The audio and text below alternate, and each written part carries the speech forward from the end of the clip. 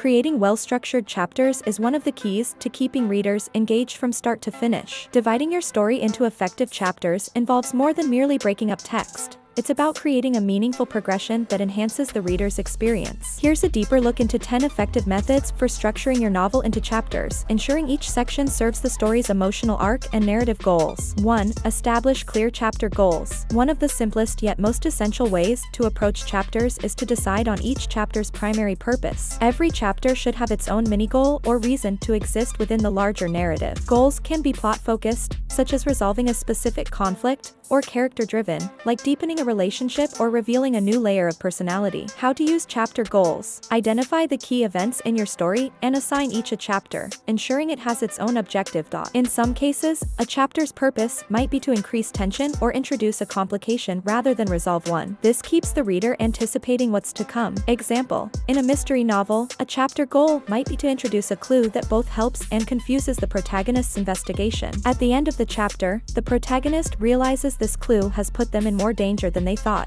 creating momentum for the next chapter. 2. Follow natural scene breaks. Scene breaks are a great way to decide when to start or end a chapter. Whenever a new setting, character perspective, or significant time lapse occurs, it's often a natural moment to end one chapter and begin another. This approach helps avoid excessive detail in a single chapter and keeps readers focused. How to use scene breaks. Think about your story in terms of scenes, almost like a film. Each chapter could correspond to a new scene in the story. When the setting shifts, the character moves locations, or time passes, it signals a transition that may naturally fit with the end of a chapter. Example, in a fantasy novel, if a protagonist travels from their home to a foreign land, one chapter might end as they depart, and the next begins with them arriving. This gives readers a sense of moving forward while providing room to set up the new location in the next chapter. 3. Use cliffhangers to build suspense. Ending chapters with cliffhangers is a tried-and-true technique for keeping readers hooked. Cliffhangers don't have to be as dramatic as a character hanging off a literal cliff,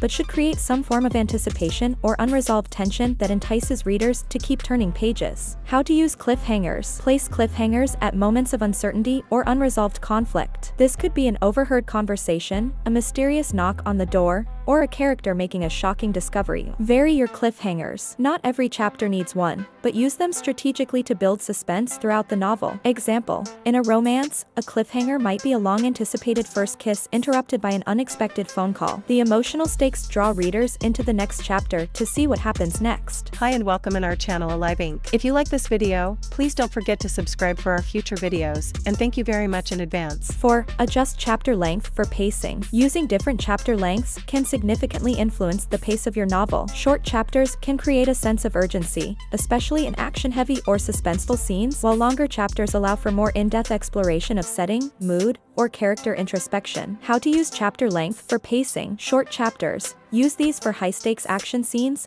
fast-paced dialogues, or moments of high tension. Long chapters. These are effective for reflective scenes, building character backstory, or exploring complex themes. Example, in a thriller, short chapters can build to a climactic moment, keeping readers on edge, while longer chapters give them a breather for character development and to understand underlying motivations. 5. End chapters at plot milestones. One effective way to organize chapters is to end each one at a mini-climax or turning point. This helps create a narrative rhythm, making each chapter feel like a stepping stone that advances the plot. Key moments like revelations, confrontations, or personal decisions make for great chapter endings, giving readers a reason to keep going. How to use plot milestones as chapter endings. Break your story down into plot points and align them with chapters. This way, each chapter has a significant event that moves the story forward. Not every chapter has to contain a huge plot milestone, but aim for each to include some level of progression to keep the story dynamic. Example, in a mystery novel, each chapter might end when the detective discovers a new clue. The next chapter could then show the detective piecing the clues together or, alternatively, facing a setback due to misleading information. 6. Align chapters with point of view (POV) changes. When writing from multiple perspectives, switching POV at the beginning of a new chapter can be a natural way to keep the structure clear. This approach provides readers with a sense of structure and prepares them to enter a different character's headspace. POV-aligned chapters are particularly effective for stories with complex characters or intricate plotlines where multiple viewpoints add depth to the narrative. How to use POV changes. Each chapter can switch to a new character's perspective, allowing readers to see events from different angles. End chapters with one character's unresolved conflict, then shift perspectives to keep the story moving. Example: in a family saga, chapter 1 might be from a mother's perspective as she confronts a family crisis, and chapter 2 could shift to her son's perspective, showing his very different interpretation of the events. This not only adds complexity but also maintains interest by offering contrasting viewpoints. 7. Start chapters with strong hooks. The beginning of each chapter is another opportunity to engage readers. Just like the opening lines of a novel, each chapter should ideally begin with a line or paragraph that grabs attention. This is especially helpful if you've ended the previous chapter on a calmer note, as a hook can immediately recapture the reader's interest. How to use hooks. Start chapters with an intriguing line, an unexpected thought, or an action that pulls readers in. Mix up the types of hooks you use. Some might be internal thoughts or questions, while others could be sensory descriptions or action-based. Example: a chapter might open with a line like, "He'd never seen so much blood before." Readers are immediately drawn in, curious about the context and what will happen next. 8. Create thematic chapters. Thematic chapters are structured around a central theme or idea. For instance, if your novel has overarching themes of love and betrayal, each chapter might explore a different aspect of these themes. Thematic structuring allows you to create a layered narrative, as readers see the theme develop over time, revealing new dimensions of the story and characters. How to use thematic chapters. Identify your novel's core themes and explore a unique aspect of each theme per chapter. Use chapter titles, if you include them, to highlight the theme, providing readers with an idea of what each chapter will explore.